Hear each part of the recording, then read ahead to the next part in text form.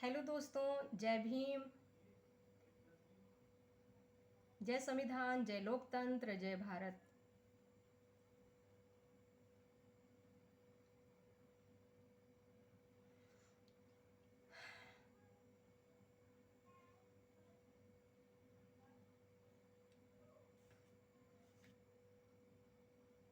Hello दोस्तों, मैं आपकी दोस्त संध्या मैम। आज मैं पढ़ूंगी कॉन्स्टिट्यूशंस आर्टिकल 109। कल मैंने पढ़े थे 107 एंड 108। तो चलें स्टार्ट करें। 109 अनुच्छेद क्या कहता है? कहता है special procedure in respect of money bills, धन विधेयक के संबंध में, यानी धन विधेयकों के संबंध में विशेष प्रक्रिया। 109 में धन संबंधी विधेयकों के संबंध में विशेष प्रक्रिया बताई गई है। Number 1, money bill shall not be introduced in the council of states. जो धन संबंधी विधेयकों को राज्यसभा में पुनर्स्थापित नहीं किया जाएगा।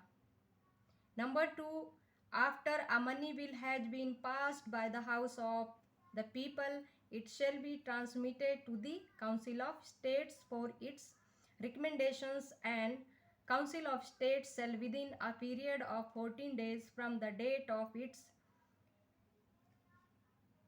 receipt of the bill return the bill to the House of the people with its recommendations, and the House of the people may thereupon either accept or reject all or any of the recommendation of the Council of States। तो क्या है, पहले इसको लोकसभा में पास किया जाएगा, लोकसभा के बाद में इसको भेजा जाएगा राज्यसभा के लिए। राज्यसभा के अंदर क्या होगा,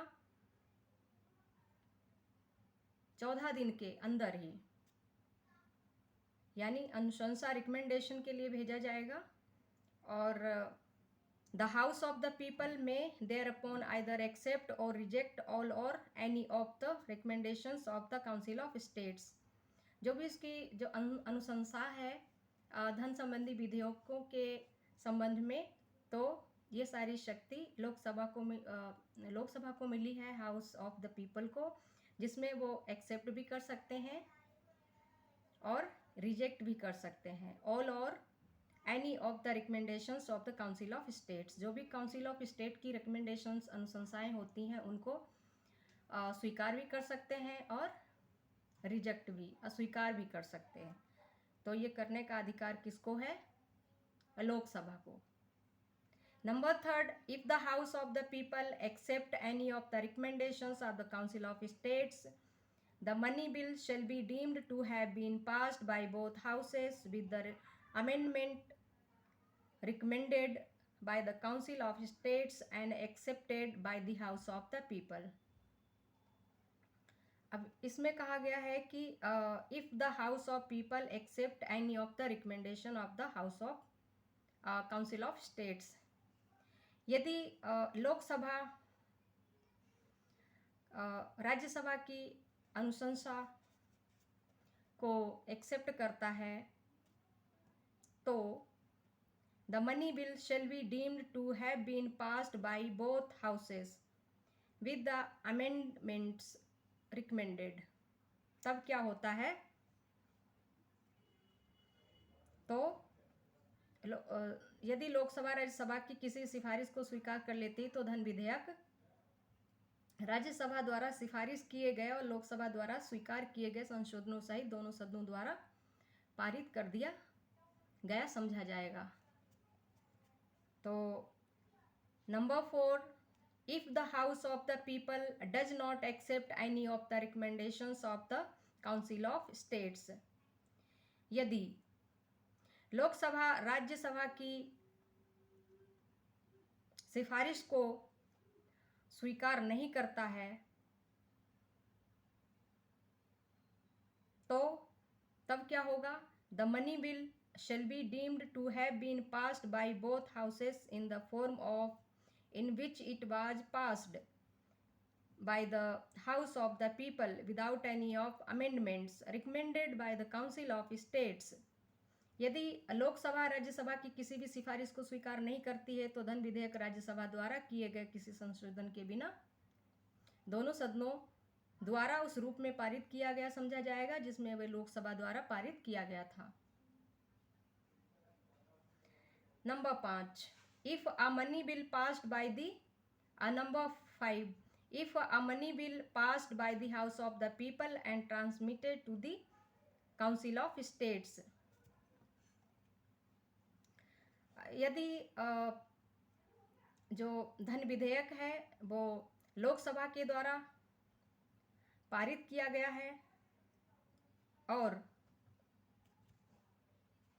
राज्यसभा को भेजा गया है तो its recommendations it not return to the house of the people, तब उसकी वो जो प्रस्ताव है या जो सिफारिश है उसको वापस नहीं किया जाएगा किसमें, लोकसभा में।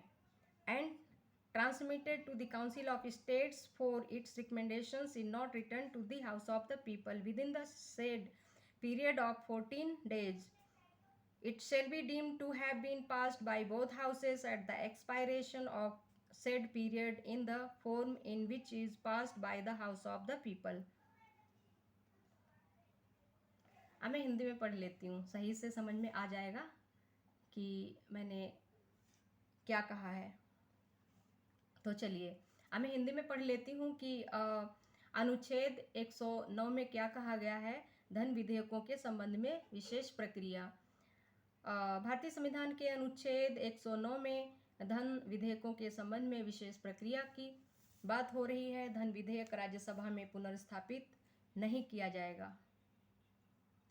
पहला नंबर तो यही है कि जो धन विधेयक हैं वे राज्यसभा में पुनर्स्थापित नहीं किया जाएगा।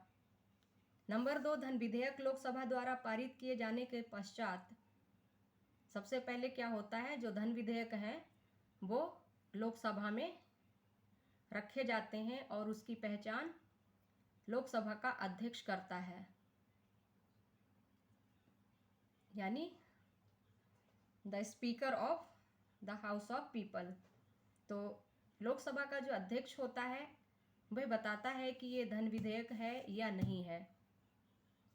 तो उसके बाद धन विधेयक लोकसभा द्वारा पारित किए जाने के बाद और जो धन विधेयक है वो लोकसभा में पारित किया जाता है, उसके पश्चात राज्यसभा को उसकी सिफारिशों के लिए भेजा जाएगा और राज्यसभा विधेयक की प्राप्ति की तारीख से 14 दिन की अवधि के भीतर जब वो विधेयक राज्यसभा में भेजा जाता है तो वो 14 दिन के अंदर विधेयक को अपनी सिफारिशों सहित, उस पर सिफारिशें अपनी दी हैं या नहीं दी हैं, उसको सहित लोकसभा को लौटा देगी। और ऐसा होने पर लोकसभा राज्यसभा की सभी या किन्हीं सिफारिशों को स्वीकार या अस्वीकार कर सकेगी।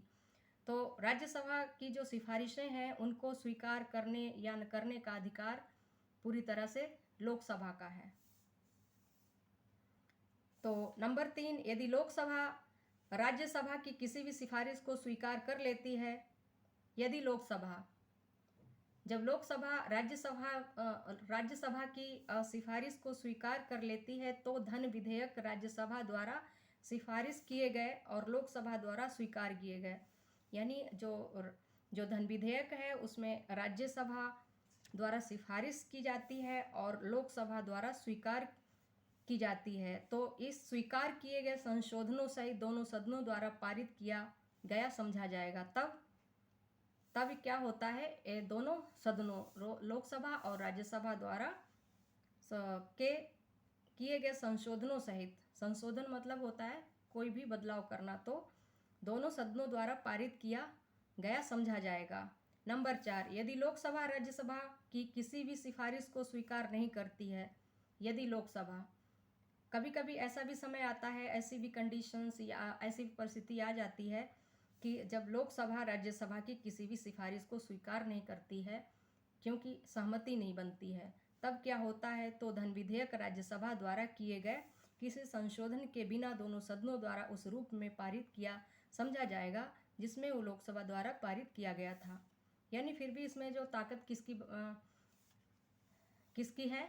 लोकसभा की, क्योंकि ये तो इसमें यहाँ पर बताया गया है कि राज्यसभा को सिफारिश चाहे सहमति हो या ना हो, फिर भी उसको 14 दिन के अंदर ही उसको लोकसभा को वापस करना पड़ता है, वहाँ भेजा जाता है। उसके बाद में यदि वो इन विधेयक के संबंध में यदि वो पूरी तरह से सहमत नहीं है या फिर स्वीकार नहीं कर पा रहा है राज्यसभा, तब भी लोकसभा द्वारा पारित राज्यसभा को उसकी सिफारिशों में पारित धन विधेयक उक्त 14 दिन की अवधि के भीतर लोकसभा को नहीं लौटाया जाता है तो उक्त अवधि की समाप्ति पर वह दोनों सदनों द्वारा उस रूप में पारित किया समझा जाएगा।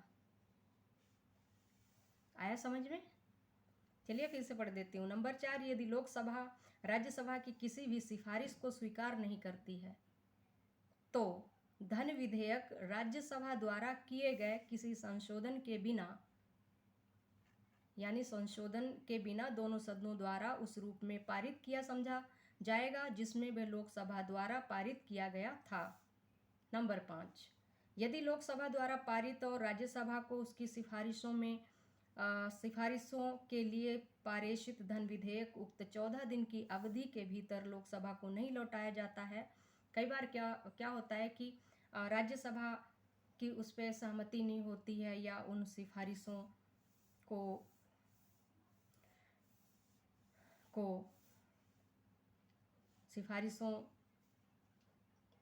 सिफारिशों के लिए सहमत नहीं होता है राज्यसभा।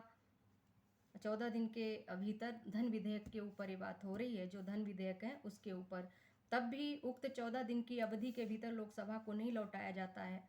तो ये तो अनिवार्य कर दिया गया है कि राज्यसभा को 14 दिन के अंदर ही उस धन विधेयक को लोकसभा को लौटाना पड़ेगा।